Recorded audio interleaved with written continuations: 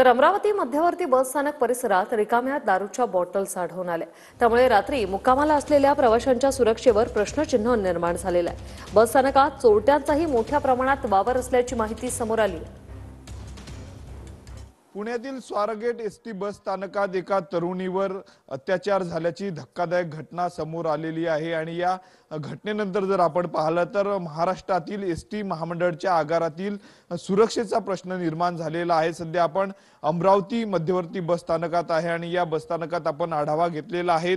अनेक प्रवाशांनी सांगितलं की मद्यपींचा मोठ्या प्रमाणावर वावर या अमरावती मध्यवर्ती बस स्थानकात आहे। सोबतच जेब कटरांचा देखील मोठ्या प्रमाणावर वावर आणि त्यामुळे सुरक्षेचा प्रश्न जो आहे तो निर्माण झालेला आहे। कारण या भागातनं जर आपण पाहिलं तर मोठ्या प्रमाणावर दररोज प्रवासी जे आहेत ते प्रवास करत असतात। अनेक प्रवासी जे आहेत ते मुक्कामी देखील असतात। अनेकदा त्यांना वाहन मिळत नाही, गावी जायला बस सुटून गेलेली असते, उशीर होतो। त्यामुळे अशा पद्धतीने महिलांना देखील या बस स्थानकामध्ये मुक्काम करावा लागतो। त्यामुळे या महिलांच्या सुरक्षेचं काय? कॅमेरामन अनिकेत दहातोंडेसह मी स्वप्नील उमाप, TV9 मराठी, अमरावती।